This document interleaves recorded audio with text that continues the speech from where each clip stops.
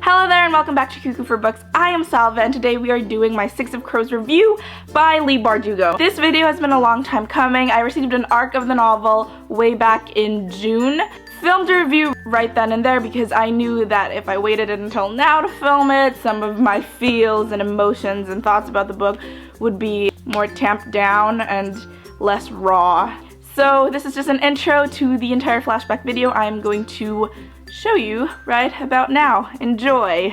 I have been waiting for this book for forever, and just the fact that I was able to get it like 3 months before I expected to get it was just crazy. I was close to tears and I was just so excited to read it, and now I've read it, now we're gonna review it, and okay, let's go. Six of Crows is a spin-off of Leigh Bardugo's other series, which is the Shadow and Bone series. It takes place in the same universe, but in another country. As Leigh Bardugo said herself, this book is less of a chosen one story, and it's more about this group of kids who are just struggling to get by and to survive. I've always liked heist stories, like Ocean's 11, Now You See Me, and this book is like Ocean's 11 if it was set in a medieval fantastical world.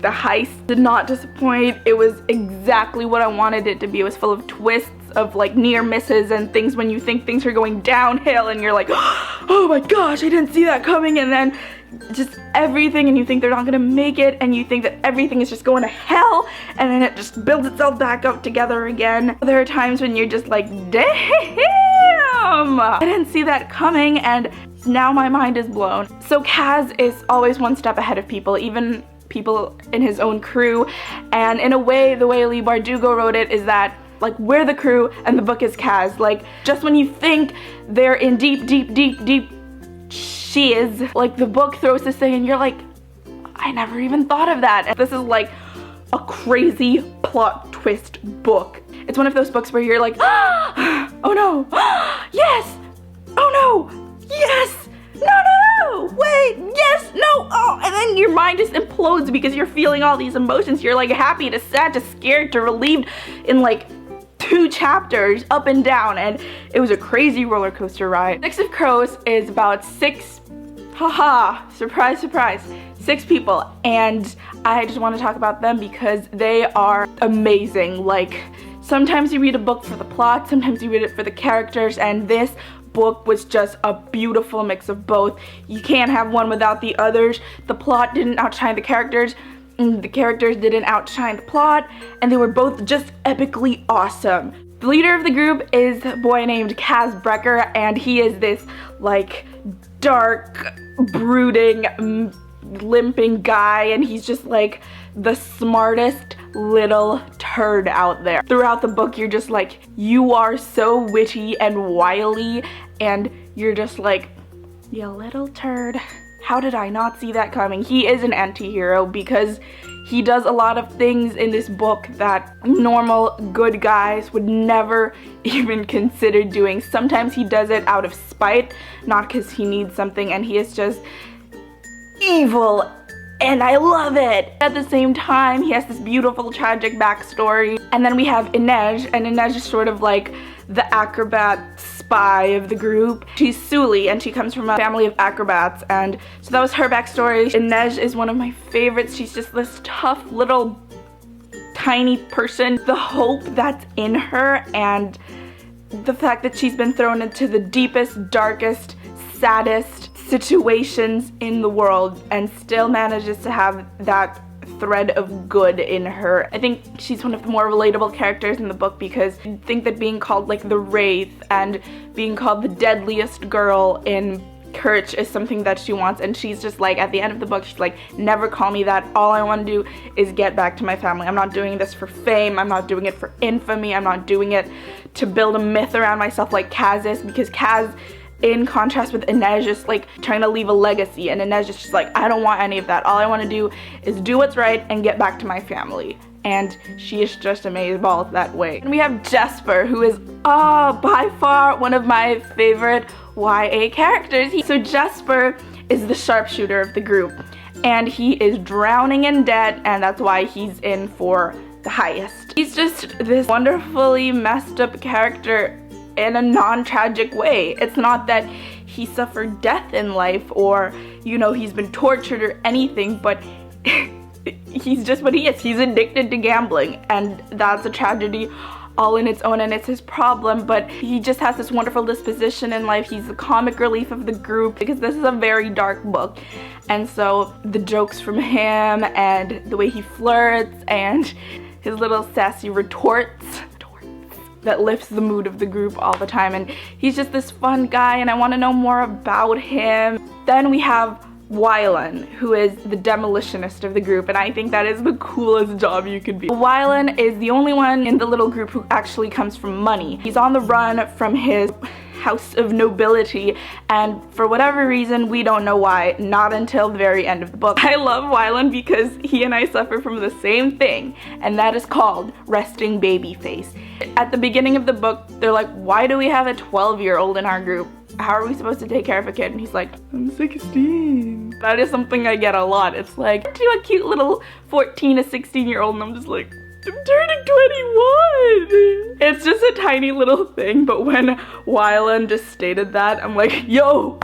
The ending, which I won't get into right now, I'll save it for the spoilery part of this video, but you just see this whole other side of Wylan. The whole book, you sort of think that he's the bumbling, stumbling guy who will die at the end, and the ending just sort of like says, nope, that ain't gonna happen. We have Nina, and Nina is the only Grisha, and she's a heartrender, which is something that I really love because there wasn't a lot of heartrenders in the Shadow and Bone series. Like, we didn't get to meet a lot of the corporalki. Nina is sort of the one tie this book has to the Shadow and Bone series, not just because she's Grisha, but because she was actually in the little palace when all the events of Shadow and Bone occurred. And I love that Nina is just so open, like, eats like a horse. She's always just like, food, I want food. And at the same time, she's like, I'm sexy and I know it. Towards the end of the book, you definitely see her sort of flirting, spy capabilities, and I was reading it and I was just like, hi Nina, can you teach me how to flirt? Because man, you are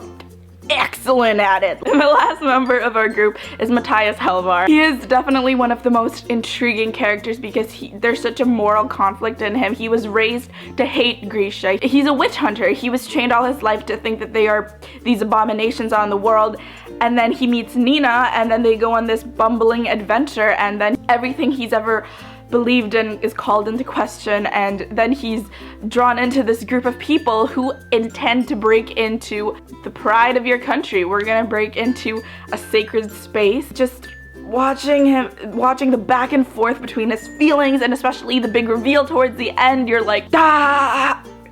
Ah. Now I'm gonna talk about the spoilery parts of the book. So if you guys haven't read the book, then or you don't want to be spoiled, then you can just stop watching right now.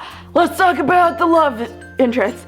How did Leigh Bardugo manage to write 3 beautiful ships in one book? We have Matthias and Nina, and that probably is one of my new OTPs. Matthias, he's a Grisha hunter, and over his adventures with Nina, because they were shipwrecked together, he starts falling in love, and just watching the conflict between those two, and then Nina at the same time is like, you hate me, you hate everything I am, you hate my powers, but I still also love you. It's just so beautiful, and I love them so much, and you can tell that I'm really excited because my voice is getting all high-pitched. On the other side of the spectrum, we have Kaz and Inej, and the first time I read about Inej's feelings toward Kaz, I was like, oh man, this is gonna be unrequited love, and then you find out that Kaz does feel something for Inej. The last ship we have is Jesper and Wylan. Jesper just being like, you are an annoying spoiled little brat, Wylan, but at the same time you're hot. One of the things that surprised me about Six of Crows is that it tackled the topic of being sold into sex slavery, and essentially that is what happens to Inej. The end reveal on who Wylan truly is and why he ran away from home and why his dad doesn't want him, that was so tragic. He's just like, I didn't want my son because he's dyslexic. I think that's what Leigh Bardugo is trying to say. He can't read, he can't write. He's the smartest kid. He can do math and chemistry and demolitions, but he can't read and write. I just wanted to give little Wylan a big hug. At the same time, the way Kaz says it just says it all, because he's like, I don't care if you can't read or write. Dude, you just blew up the ice court. Like, so what if you can't read or write? Also, Kaz's affliction. Find out that he literally has an aversion to human skin because people thought he was dying of this plague and he was thrown in with the other corpses, which can, like, just think about that. Think about people thinking you're dead and throwing you with a pile of corpses. So you use your brother's body as a lifesaver as you swim back to court. Your brother's dead body. Who wouldn't have an aversion to human skin? I feel like it makes Kaz so human, and maybe he's not this monster that everybody thinks he is. The part where Nina gets trapped by Brom and then Matthias's face just shows up next to Brom and he's like, did you think I would go against my country? And my heart just broke, like it tore in two, and I was like, no! Next chapter, Leigh Bardugo's like, haha, kidding, I was just pretending to be against you so I could save you. And I'm like, dude, you can't do that. That's just like too much excitement for my heart within 2 chapters. Paper bag, I need a paper bag. Shadow and Bone like introduced us to this Grisha world, and it was beautiful. We were taken all over Ravka, up and down, left and right, and then back again.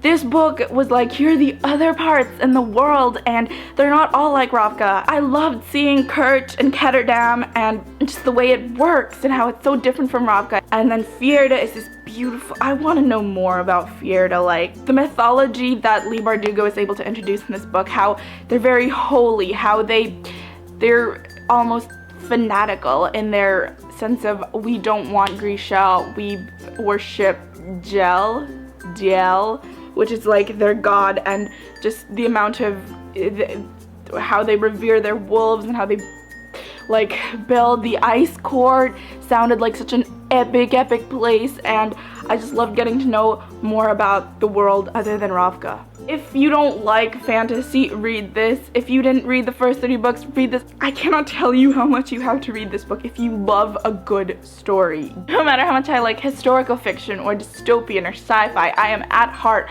a high fantasy person, and this book just sort of reawakened it, and I cannot wait for the further books and to see what else Leigh Bardugo has up her sleeve, because it is amazeballs. And that is it for my 6 of Crows review. If you guys liked it, give it a thumbs up. Don't forget to leave a comment down below. Subscribe. You can follow me on Instagram and Twitter, both at Cuckoo for Books, and I will see you guys next time.